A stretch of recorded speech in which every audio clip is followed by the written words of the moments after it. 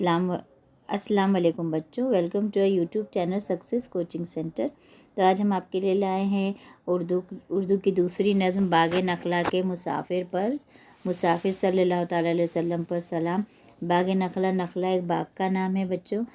नखला एक बाग़ है जिसके मुसाफिर किसे कहा गया, आप सल्लल्लाहु अलैहि वसल्लम पर सलाम भेजा गया है, जिसे जो है वो इसके जो है वो शायर है सलीम शहजाद। तो इसमें की जो है वो पहली बात है, आप जानते हैं कि हर नज़्म की एक ख़ास हैयत होती है। इसके तमाम मिसरे एक ख़ास आहंग की वजह से एक दूसरे से बराबर होते हैं।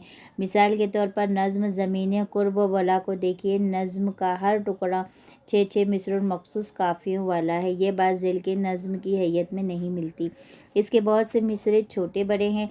जिस नज़्म का एक हिस्सा, एक ख़ास हिस्सा ख़ास आहंग और ले हो, लेकिन जिसके मिसरे बराबर के ना हो, उसे आज़ाद नज़्म कहते हैं। यानी जिस नज़्म का एक हिस्सा एक ख़ास आहंग और ले हो, लेकिन जिसके मिसरे बराबर के न हो, उसे आज़ाद नज़्म कहते हैं। यानी कि हम देखते हैं कि बाज़ औक़ात हम नज़्म पढ़ते हैं तो उनके मिसरे एक जैसे होते हैं और उसके जो है वो आखिरी अल्फाज जो है एक दूसरे राइम करते हैं। हम काफ़िया होते हैं, मिलते जुलते होते हैं। हर एक के 4 या 6 ऐसे मिसरे होते हैं। लेकिन कुछ नज़में ऐसी होती है जिनकी कोई मिसरा छोटा और कोई मिसरा जो है वो बड़ा होता है। इस तरह शेर बनता है 2 मिसरों से, तो वे एक दूसरे से मैच नहीं करते, तो इन्हें क्या कहते हैं, हम आज़ाद नज़्म कहते हैं। इसमें कोई रेस्ट्रिक्शंस नहीं होती कि तुमको 4 मिसरे लेना है, 5 लेना है, 6 लेना है। इसमें जो है वो सब आज़ाद नज़्म होती है। ये हज़रत मोहम्मद सल्लल्लाहु ताला अलैहि वसल्लम ने अपने नबी बना हज़रत मोहम्मद सल्लल्लाहु अलैहि वसल्लम को अल्लाह ने अपना नबी बनाकर भेजा। बेशक ऐलान नबूवत के फ़ौरन बाद आप सल्लल्लाहु अलैहि वसल्लम ने लोगों तक अल्लाह का पैगाम पहुंचाने का काम शुरू कर दिया था। अपने रिश्तेदार, शहर वाले और फिर दीगर बस्तियों के लोगों को आप सल्लल्लाहु अलैहि वसल्लम ने इस्लाम की दावत दी। ये सब बात हम अच्छे से जानते हैं बच्चों कि आप सल्लल्लाहु अलैहि वसल्लम ने किस तरह जो है वो दिन रात एक कर दिया था, किस तरह अपने ख़ानदान को और अपने जो है वो रिश्तेदारों को, हर एक को जो है उन्होंने हर एक की कुर्बानी दी है इस्लाम को पहुंचाने के लिए, फैलाने के लिए। हुज़ूर सल्लल्लाहु अलैहि वसल्लम इस सिलसिले में ताइफ़ का सफ़र इख्तियार किया। ताइफ़ एक शहर का नाम है जहाँ पर आप सल्लल्लाहु अलैहि वसल्लम जो है वो इस्लाम फैलाने की गर्ज से गए थे। वहाँ के लोगों और मुशरिकों ने आप सल्लल्लाहु अलैहि वसल्लम की मुखालिफत की। जैसे कि हम जानते हैं कि पहले जो है वो इस्लाम कबूल करने के लिए लोगों में बहुत से लोग मुखालिफत करते थे इस्लाम की। वो क्या कहते थे कि जो हम मूर्ति पूजा कर रहे हैं या जो अपने धर्म से जो भी वो रिलेटेड है वो उसी को आगे कंटिन्यू करेंगे। इस बात को कोई मानने को ही तैयार नहीं होता था कि इस्लाम एक ऐसा मज़हब है जो कि हम सबको इख्तियार करना है। अल्लाह ताला एक है और उसे हमको क्या करना है, उसी की इबादत करनी है।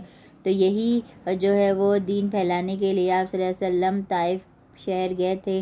बट वहाँ पर मुशरिकों ने क्या की, उनकी आप सल्लल्लाहु अलैहि वसल्लम की मुखालिफत की और आवारा लड़कों को आप सल्लल्लाहु अलैहि वसल्लम के पीछे लगा दिया, जिन्होंने पत्थर मार मार कर आप सल्लल्लाहु अलैहि वसल्लम को लहूलुहान कर दिया।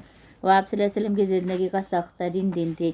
इसी वाक़े को शायर ने ज़ेल की नात में बयान किया है, जो आज़ाद नज़्म की हैयत में ये नज़्म है। लेकिन अब हम ये चूँकि हुज़ूर सल्लल्लाहु अलैहि वसल्लम की जो है वो हुज़ूर सल्लल्लाहु अलैहि वसल्लम की खिदमत में पेश किया गया है, उनकी खुसूसियतें बयान की गई है, उनकी इसमें तारीफ़ बयान की गई, इसलिए इसे हम नात भी कह सकते हैं। हज़रत मोहम्मद सल्लल्लाहु ताला अलैहि वसल्लम की तारीफ़ व तौसीफ़ में कही जाने वाली नज़्म को हम नात कहते हैं। नात में आप सल्लल्लाहु अलैहि वसल्लम की सीरत के वाक़यात भी बयान किए जाते हैं। मसलन आप सल्लल्लाहु अलैहि वसल्लम की विलादत का बयान करने वाली नात मौलूद नामा कहलाती है बच्चों। जिसमें विलादत के बारे में उसे हम मौलूद नामा कहेंगे। इनके अलावा सल्लल्लाहु अलैहि वसल्लम की ज़ात के मुख्तलिफ़ पहलुओं का अहाता भी नात में किया जाता है। नात गोई की रिवायत हज़रत मोहम्मद सल्लल्लाहु अलैहि वसल्लम के ज़माने से ही चली आ रही है। रसूलुल्लाह सल्लल्लाहु ताला अलैहि वसल्लम के सहाबी हज़रत हस्सान रज़ियल्लाहु ताला अन्हु बिन साबित अरबी के मशहूर नात गो हुए हैं। वो सेरी का नातिया कसीदा बुर्दा भी अरबी के नातिया अदब में निहायत अहम है। उर्दू में मोहसिन काकोरवी, हाली अहमद रज़ा ख़ां बरेलवी रज़ियल्लाहु ताला انہو وغیرہ کی نعتیہ تخلیقات کو بہت بلند مقام حاصل ہے جنہیں ہم ذوق و شوق سے پڑھتے ہیں۔ جان پہچان میں جو ہے وہ شاعر کے متعلق بتایا جاتا ہے، شاعر کی زندگی، ان کی وفات کے بارے میں بتایا جاتا ہے۔ تو سلیم شہزاد 1 جون 1949 کو دھلیا میں پیدا ہوئے، مہاراشٹر میں۔ انہوں نے مالیگاؤں میں تعلیم حاصل کی اور درس و تدریس کا پیشہ اختیار کیا۔ اردو اور انگریزی ادب کی تمام اصناف صنف کی جمع ہیں۔ ان کی گہری نظر ہے۔ تنقیدی کتابوں کے علاوہ انہوں نے لغات یعنی ڈکشنریز اور اردو قواعد پر بھی کتابیں لکھی۔ فرہنگ، ادبیات، دعا، پرمنتشر جیمز سے جملے تک، ویرگاتھا وغیرہ ان کی مشہور کتابیں ہیں۔ ان کا شمار جدید شعراء میں ہوتا ہے۔ انہوں نے آزاد نظم میں تجربات کیے ہیں۔ ان کی نظموں کے شعری لفظیات عربی فارسی ترکیبوں سے خاص اسلوب بناتی ہے، یعنی وہ اردو، انگریزی اور فارسی کی اچھی خاصی نالج رکھتے تھے۔ تو چلو ہم چلتے ہیں اپنی نظم کی طرف، نعت کی طرف، جو کہ ہے ہمیں اپنے جو ہے وہ آپ صلی اللہ علیہ وسلم نے کس طرح طائف کا جب سفر شروع کیا تھا، تب لوگوں نے ان پر جو مظالم کیے، لوگوں نے ان کو جس طرح سے ستایا ہے، اس کے علاوہ اس کے باوجود آپ صلی اللہ علیہ وسلم نے کس طرح اپنی تحریک کو جاری رکھا، دیکھتے ہیں۔ وہ اندھیروں میں اجالے بانٹنے نکلا، وہ آپ صلی اللہ علیہ وسلم کے لیے استعمال ہوا ہے، جو کہ لوگوں میں جو اندھیر نگری پھیلی ہوئی تھی، لوگ جہالت کا شکار تھے، انہیں کسی چیز کی کوئی نالج نہیں تھی۔ اس زمانے میں جب لڑکیاں ہوا کرتی تھی، بچوں جب لڑکی پیدا ہوتی تو اسے یا تو ماں کے پیٹ میں ہی مار دیا جاتا تھا، یا اگر وہ پیدا ہو جاتی تو اسے زمین میں دفن کر دیا جاتا تھا۔ ایسے اندھیرے میں آپ صلی اللہ علیہ وسلم نکلے تھے اجالے کی کرن لے کر، تو مسموم آندھیاں اس کے چراغ شمس آسا کو بجھانے کے لیے گردہ ہوئی۔ یعنی اس کے تو مسموم آندھیاں یہاں پہ جو ہے وہ تمام مشکلات، سختی والے جو دن تھے، اس کے بارے میں کہا گیا ہے کہ کس طرح جب آپ صلی اللہ علیہ وسلم دین اسلام کو پھیلانے نکلے تو یہ جو مشکلات تھی، جو یہ سخت پریشانیاں جو آگ پڑی تھی، اس کے چراغ شمس آسا کو بجھانے کے لیے گردہ ہوئے۔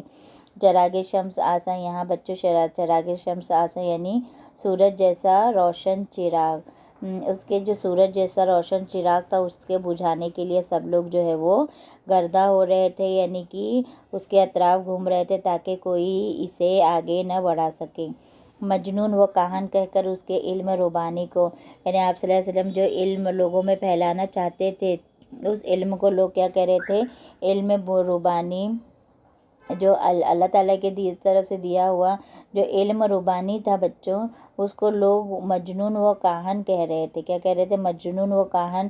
تو مجنون و کاہن کا مطلب ہے کہ جادوگر، جس طرح جادوگر اپنے جادو سے چیزوں کو بتاتا ہے، تو جب آپ صلی اللہ علیہ وسلم دین اسلام کو پھیلانے کے لیے نکلے تو لوگ اسے کیا کہتے تھے کہ یہ کون ہے، یہ دین اسلام کو نہیں پھیلا رہا ہے بلکہ یہ ایک جادوگر ہے۔ اس کے وسوسوں کا روپ جانا، وہ تو تشکیک و گما و وہم سے آزاد تھا، لیکن چہار اطراف مسموم آندھیاں، چہار اطراف کا مطلب ہے چاروں طرف، یعنی کہ وہ تو تمام تشکیک و گما سے، یعنی وہ تو تمام شک و شبہ سے، آپ صلی اللہ علیہ وسلم کے دل میں کوئی شک و شبہ نہیں تھا، وہ تو ہر وہم سے آزاد تھے، لیکن لوگ کیا کر رہے تھے، چاروں طرف سے جو ہے وہ مشکلات پیدا کر رہے تھے، وہم و گما کے بیج بوتے پھر رہی تھی۔ یعنی وہ لوگ کیا کر رہے تھے، وہم و گما کا مطلب ہوتا ہے غلط فہمیوں کا جو ہے وہ بیج بو رہے تھے، لوگوں کے دلوں میں غلط فہمی پیدا کر رہے تھے۔ اب آگے دیکھتے ہیں بچوں کیا بتایا ہوا ہے ہم کو، جو ہے شہر قریہ کوچا کوئی گھر نہ ان سے بچ سکا، ہے نا۔ قریہ کا مطلب ہوتا ہے گاؤں، یعنی کوئی شہر، کوئی گاؤں ایسا نہیں تھا کہ جو ہے ان کے جو ہے وہ وسوسوں سے بچ سکا ہو۔ اور اب یہ طائف ہے جہاں آوارہ لڑکے، اور یہ اب کیا ہو گیا، طائف یعنی کہ طائف کے جو آوارہ لڑکے تھے وہ بھی کیا کرنے لگے، آپ صلی اللہ علیہ وسلم کے آڑے بیچ میں آنے لگے۔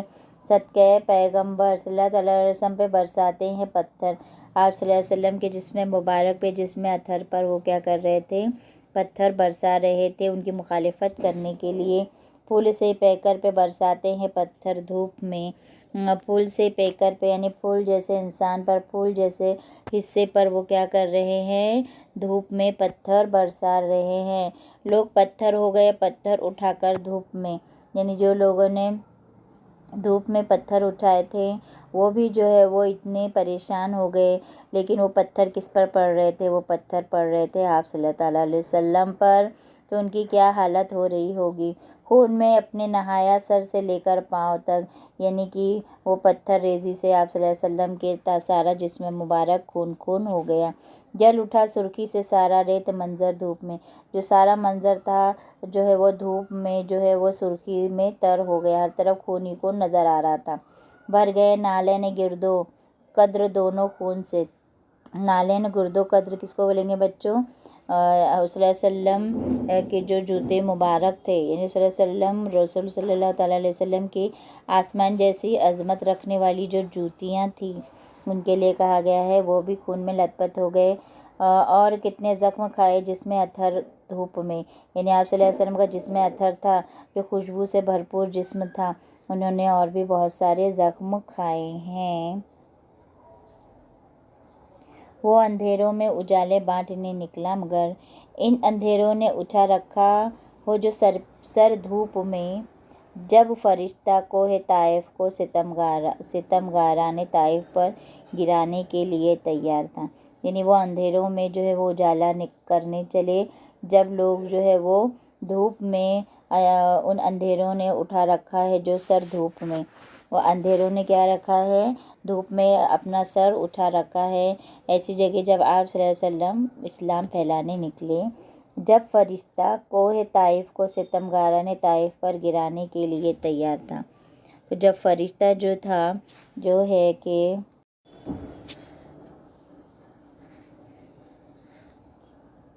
جب فرشتہ کوہ طائف، کوہ کا مطلب ہوتا ہے بچوں پہاڑ، جب طائف جو ہے وہ یہاں پہ بتایا گیا ہے کہ کوہ طائف یعنی طائف کا جو پہاڑ ہے ستمگاران طائف پر گرانے کے لیے تیار تھا، یعنی کہ جب یہاں پر بتایا گیا کہ یہاں پر بتایا ہوا ہے کہ اللہ تعالیٰ کے حکم سے پہاڑوں کے فرشتے نے آپ صلی اللہ علیہ وسلم کے سامنے آ کر کہا کہ حضور صلی اللہ علیہ وسلم اسے حکم دے کہ وہ طائف کو، جو طائف تھا اس کو پہاڑوں کے بیچ میں دبا دیا جائے، طائف جو شہر کو جو اطراف میں پہاڑ تھے اس کے بیچ میں دبا دیا جائے، کیونکہ وہاں کے لوگ آپ صلی اللہ علیہ وسلم کو بہت زیادہ پریشان کر رہے تھے۔ تو وہ جو تھا آزاد تشکیک و غماز سے بن گیا اہل طائف کے لیے رحمت کی چادر دھوپ میں، لیکن اس پر بھی جو آپ صلی اللہ علیہ وسلم جو ہے وہ رحمت کی چادر بن گئے کہ انہوں نے منع کر دیا۔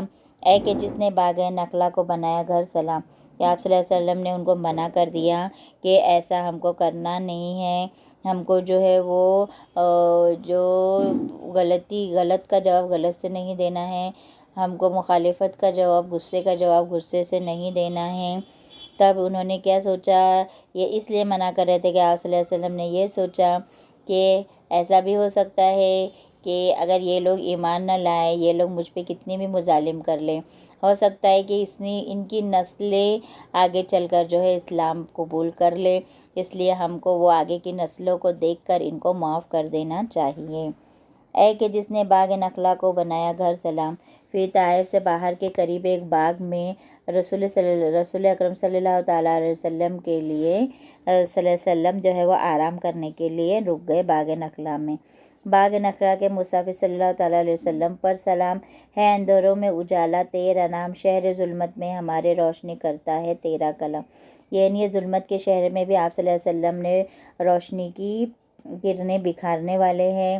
اور یہ آپ صلی اللہ علیہ وسلم کی نرم دلی اور خلق عظیم کا زبردست مظاہرہ تھا کہ آخر میں جو ہے شاعر نے آپ صلی اللہ علیہ وسلم کی ذات اقدس پر سلام بھیجا ہے اور دعا کی ہے کہ آپ صلی اللہ علیہ وسلم کے کلام کی روشنی سے سارا عالم جو ہے وہ جگمگاتا ہے۔ یہاں پر بچوں یہاں پر جو ہم کو سلام ہے تو شاعر نے جو آپ صلی اللہ علیہ وسلم پر سلام بھیجا ہے۔ تو اس طرح بچوں ہم نے دیکھا کہ کس طرح نظم کو بہت ہی پیارے انداز میں جو ہے سلیم شہزاد نے لکھی ہے۔ یہ نعت ہے جس میں آپ صلی اللہ علیہ وسلم کی جو ہے وہ قربانیوں کا ذکر کیا گیا ہے۔ اگر آپ کو ہمارے لیکچرز پسند آیا ہو، آپ کو یہ نظم سمجھ میں آئی ہو، آپ کو ہمارا انداز بیان اچھا لگا ہو، تو پلیز بچوں جو ہے وہ اپنے دوستوں میں اس کو جو ہے وہ لیکچر کو ضرور شیئر کیجیے، اور جو ہے وہ آپ نے اگر اب تک ہمارے چینل کو سبسکرائب نہیں کیا ہے تو ہمارے چینل کو سبسکرائب کیجیے، اور اپنے آس پاس اپنے فرینڈس کو بھی سبسکرائب کرنے کے لیے کہیے۔ تو بچوں اس طرح ہم نے جو ہمارے 7 سبق، 2 نظم اور 3 غزل ہمارے چینل پر آ چکے ہیں۔ انشاءاللہ تعالیٰ باقی کے سبق بھی ہم جلد از جلد جو ہے وہ اپنے چینل پر ڈالیں گے تاکہ آپ اس سے فائدہ اٹھا سکیں۔ تو ملتے ہیں بچوں اگلے لیکچر میں نئے سبق یا نظم کے ساتھ، تب تک کے لیے اللہ حافظ۔